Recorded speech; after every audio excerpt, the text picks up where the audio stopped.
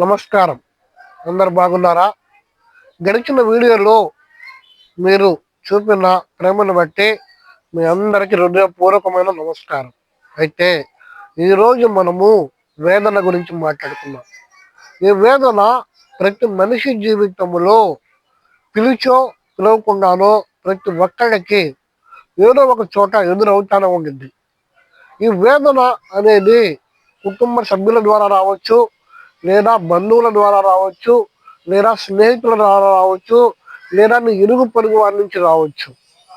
ఈ వేదన నువ్వు దాని నుంచి విడుదల పొందాలి అంటే నువ్వు మొట్టమొదటిగా చేయవలసింది నీ మనస్సుని, నీ హృదయాన్ని, లేదా నీ మనస్సు లేదా హృదయాన్ని నువ్వు బలపరుచుకోవాలి, దృఢపరుచుకోవాలి. బలపరుచుకోవడం వల్ల దృఢపరుచుకోవడం వల్ల రెండు ఒకటే. అయితే నీ మనస్సుని మానసికంగా దృఢపరుచుకోవాలి. నువ్వు మానసికంగా దృఢపరుచుకోవాలంటే వాళ్ళు ఏదో వేదనకరంగా మాట్లాడారు, ఏదో వేదన వచ్చింది, నువ్వు కృంగిపోతే నీ శరీరానికి అనారోగ్యం వస్తుంది. ఈ అనారోగ్యం వలన నువ్వు కుటుంబంలో ఇరుగు పొరుగు వారి ద్వారా ఎన్నో మాటలు అనిపించుకోవాల్సి వస్తుంది. వాటి నుంచి నువ్వు తప్పించుకోవాలంటే మొట్టమొదటిగా చేయవలసింది నువ్వు ప్రతిరోజు ఒక అరగంట లేదా ఒక గంట నీ మనస్సుని దృఢపరుచుకో. నీ మనస్సుని దృఢపరుచుకో. మీ ఇంట్లో అద్దం ఉండింది. ఆ అద్దం ఎదుటికి వచ్చి, నా మనస ఇరుగు పొరుగు మాటలకు కృంగవద్దు, నా మనస ఇరుగు పొరుగు మాటలకు పొంగిపోవద్దు. మొదటిగా ఏంటండి? కృంగిపోవద్దు. రెండోది పొంగిపోవద్దు. కృంగిపోవద్దు, పొంగిపోవద్దు. అది నువ్వు అద్దం ఎదుట నుంచొని చెప్పు, నీ మనసుకి చెప్పు. ఏమని? నా మనసా, వారి మాటలకి నువ్వు కృంగిపోవద్దు, వారి మాటలకి నువ్వు పొంగిపోవద్దు. మనసా, వాళ్ళు చెప్పే దాన్ని అది నిజమా కాదా గ్రహించు. మనసా, అది నిజమా కాదా గ్రహించు అని ప్రతిరోజు ఒక 10 నిమిషాలు నువ్వు టైం కేటాయించి నీ మనస్సును నువ్వు సాధన చెయ్యి, దృఢపరుచుకో. అప్పుడు నువ్వు ఎన్ని వేదనలు వచ్చినా సరే, ఒకటి కాదు, రెండు కాదు, 100 వేదనలు వచ్చినా సరే నువ్వు వాటి నుంచి తొలగవు. ఈ వేదనలో రకాలు ఉంటాయి.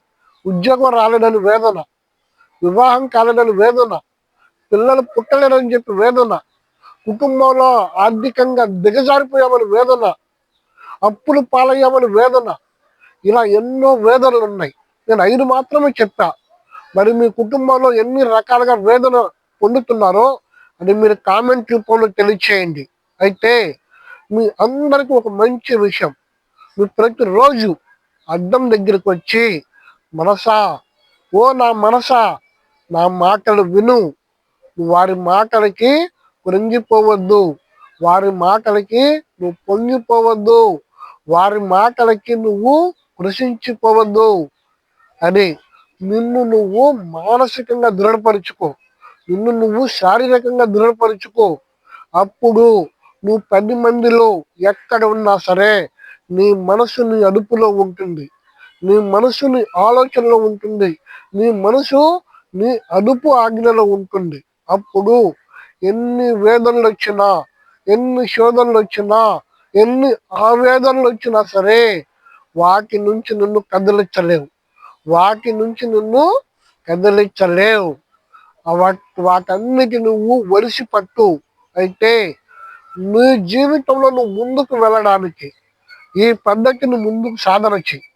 ఈ పద్ధతిలో నువ్వు నడవడం నేర్చుకో.